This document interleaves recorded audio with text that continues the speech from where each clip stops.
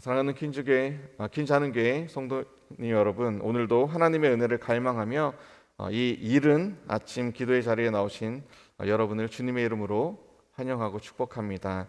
뉴욕의 분주한 삶 속에서도 가장 먼저 주님의 음성을 듣고자 깨어 있으신 우리 성도님들, 그리고 오늘 온라인으로 각 처소에서 또 하나님의 말씀을 듣기 위해서 마음을 모으는 우리 주님의 몸된 성도님 한 분 한 분을 주님의 이름으로 축복합니다.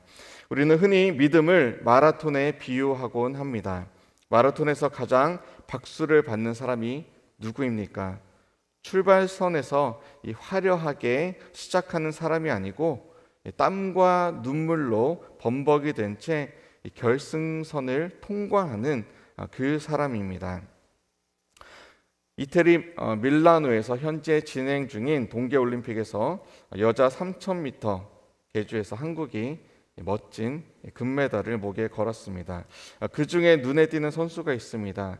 20대 초반에 보통 금메달을 목에 거는 선수들도 많이 있는데, 이 선수는 32세의 나이로 마침내 이 팀 내 최고참으로 한국의 금메달에 큰 힘을 보태었습니다. 이소연이라는 선수죠. 포기하지 않고 끝까지 오랫동안 갈고 닦으며 경주에 승리한 너무나 멋진 스토리입니다. 우리의 신앙도 마찬가지입니다. 어린 시절 주일학교에서 뜨겁게 찬양하던 이 순수한 믿음이 청년의 열정을 지나 머리가 희끗해지는 이 노년의 시간까지 변함없이 이어지는 것, 이것이 바로 우리 믿음의 승리인 것이죠. 그러나 안타깝게도 우리는 주변에서 중도에 하차하는 분들을 종종 보게 됩니다. 한때는 누구보다도 헌신적이었지만 어느 순간 이 세상의 가치관에 함몰되어 신앙을 버리거나 또 교회를 떠나는 그런 뒷모습을 볼 때마다 우리의 가슴이 참 아프게 됩니다. 무엇이 끝까지 남는 자와 또 떠나는 자를 가르는 것일까요? 오늘 본문은 그 결정적인 분수령이 바로 말씀에 있음을 우리에게 보여주고 있습니다. 수많은 기적을 보고 예수님을 따랐던 군중들이 왜 한순간에 등을 돌렸는지 그 배경을 먼저 살펴보겠습니다. 오늘 본문 60절 말씀을 우리 함께 한 목소리로 읽겠습니다. 제자 중 여럿이 듣고 말하되 이 말씀은 어렵도다 누가 들을 수 있느냐 한데. 아멘. 오늘 본문의 배경인 요한복음 6장 화려한 기적으로 시작되었죠. 보리떡 5개와 물고기 2마리로 5,000명을 먹이신 사건입니다. 당시에 군중은 환호했습니다. 광분했습니다. 바로 이분이야말로 우리를 굶주림과 압제에서 해방할 경제적인 메시아이다. 우리가 왕으로 삼아야 할 사람이다. 라며 예수님을 억지로 임금 삼으려 들었습니다. 그러나 예수님은 그들의 인간적인 기대를 단칼에 거절했습니다. 오히려 그들에게 내 살을 먹고 내 피를 마셔야 영생을 얻는다라는 지극히 영적이고도 또 충격적인 말씀을 선포하십니다. 군중들은 당황했죠. 우리는 배를 채워줄 빵을 기대하고 있는데 왜 당신의 살과 피를 우리에게 이야기합니까? 방금 읽은 이 60절에서 사람들은 말하고 있죠. 이 말씀은 어렵도다. 여기서 어렵다라는 말은 지능이 낮아서 이해를 못한다라는 그런 말씀이 아닙니다. 헬라어 원어 스클레로스라는 단어가 있습니다. 여기 쓰였는데요. 딱딱하다, 또 거부감이 들어서 받아들이기 힘들다라는 말입니다. 즉, 내 입맛에 맞지가 않는다라는 것이죠. 마치 어린아이들이 이 야채 반찬을 야채 반찬을 거부하면서 입을 꾹 다물고 고개를 획 돌리는 것과 비슷합니다. 결국 이들은 어떻게 되었을까요? 본문 66절 말씀을 우리 한번 함께 읽겠습니다. 그때부터 그의 제자 중에서 많은 사람이 떠나가고 다시 그와 함께 다니지 아니하더라. 아멘. 기적이 일어날 때는 정말 벌떼처럼 구름처럼 사람들이 몰려들었지만 이 생명의 말씀이 선포되자 썰물처럼 빠져나갔습니다. 이것이 인간의 본성입니다. 나의 이성이, 나의 육신이 이해되고 필요한 것이 충족될 때는 정말 간절한 모습을 보이다가 나에게 유익이 멈출 것 같은 바로 그 순간 그들은 떠나간 것이죠. 이 떠나가는 군중을 보며 주님은 신앙의 본질을 선언하고 계십니다. 오늘 우리가 평생 가슴에 새겨야 할 핵심 구절이 바로 여기에 있습니다. 본문 63절 말씀 우리 다시 한번 읽겠습니다. 살리는 것은 영이니 육은 무익하니라. 내가 너희에게 이른 말은 영이요 생명이라. 아멘. 사랑하는 성도 여러분, 우리가 이 신앙의 마라톤에서 중도 탈락하는 이유가 가장 큰 이유가 무엇이죠? 바로 육의 기대, 그것으로 말씀을 필터링하면서 선별적으로 받아들이기 때문입니다. 예수 믿으면 사업이 번창하겠지, 내 자녀가 남들보다 성공하겠지라는 이러한 기대는 신앙의 입구에서는 동기가 될 수 있겠죠. 출발선에서는 우리가 멋지게 그렇게 시작할 수 있습니다. 그러나 그것이 목적이 되는 순간에 우리의 믿음은 위태로워지는 것이죠. 삶의 고난이 닥치고 말씀이 내 자존심을 찌를 때에 육의 기대를 가진 사람은 이 말씀이 어렵다, 받아들이고 싶지 않다, 딱딱하다라며 이내 떠나버리는 것이죠. 주님은 단호하게 저와 여러분들에게 말씀하십니다. 육은 무익하니라. 육적인 성공과 안락함이 우리의 영혼을 단 1초도 살릴 수 없다라는 말씀입니다. 오직 주님의 입에서 나오는 말씀만이, 이 생명의 말씀만이 우리의 영혼을 살립니다. 사랑하는 성도 여러분, 말씀이 내 육적인 욕망과 충돌할 때에 내 생각을 꺾고 말씀을 선택하시길 바랍니다.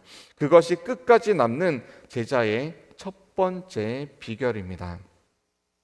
예수님은 이제 남겨진 12 제자를 바라보십니다. 그리고 묻습니다.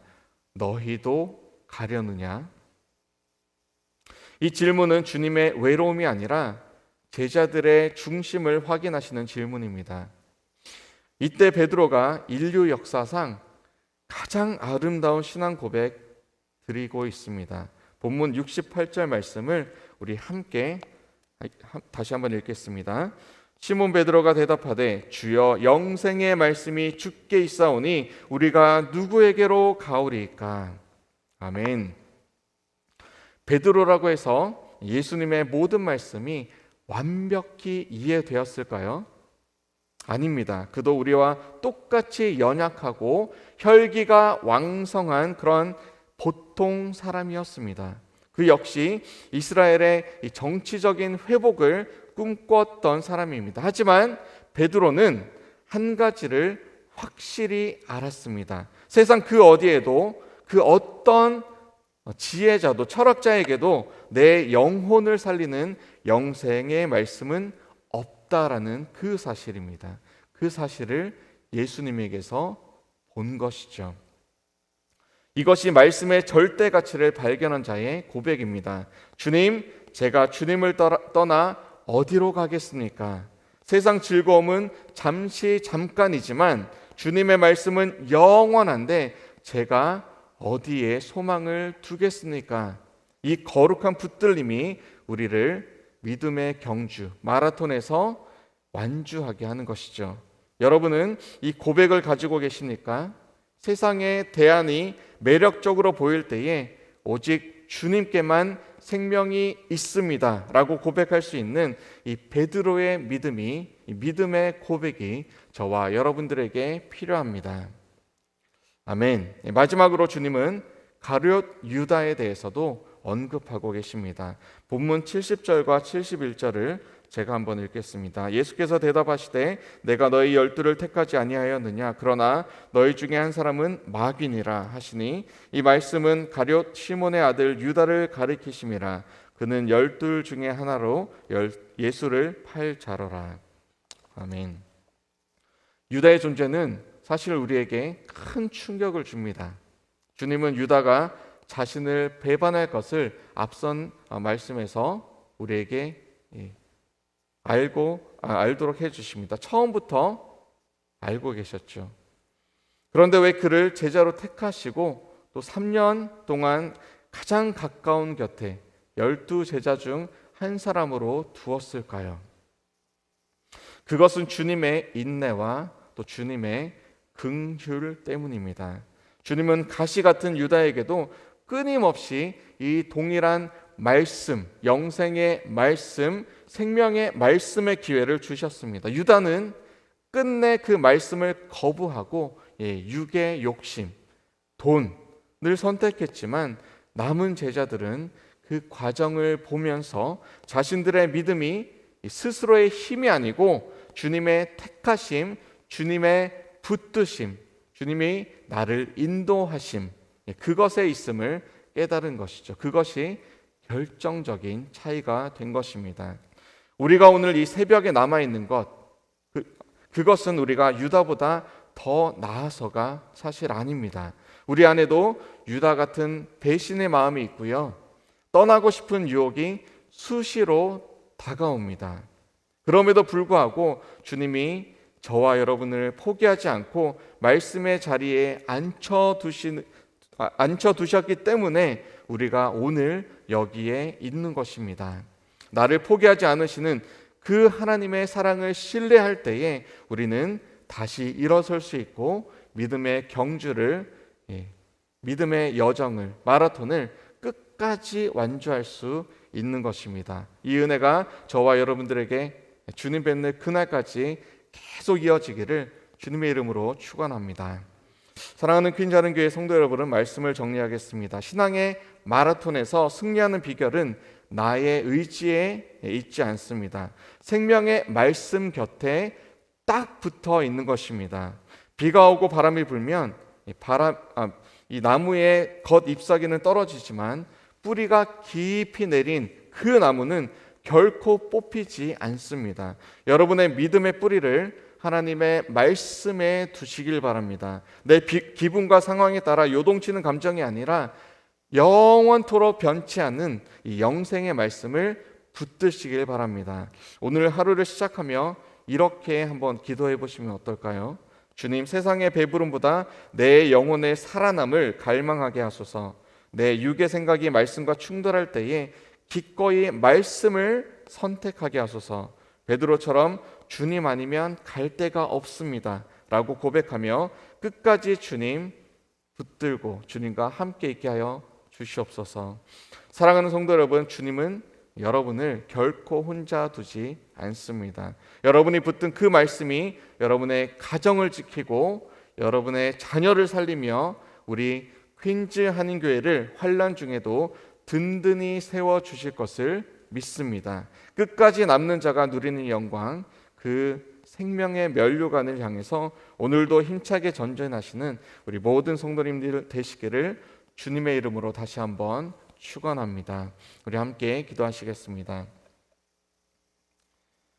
오늘도 살아계신 참 좋으신 하나님, 오늘 주신 말씀을 통해서 우리 신앙의 현 주소를 돌아보게 하여 주시니 감사합니다.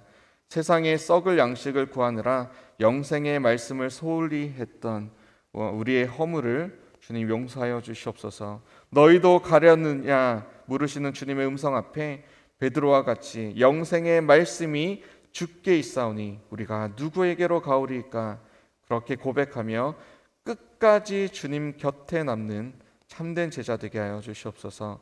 육은 무익하나 영은 살린다라는 이 진리의 말씀 붙잡고 오늘 하루도 우리가 머무는 모든 삶의 구석구석 승리하게 하여 주시옵소서. 우리를 끝까지 붙들어 주시는 참 좋으신 예수 그리스도의 이름으로 기도합니다. 아멘.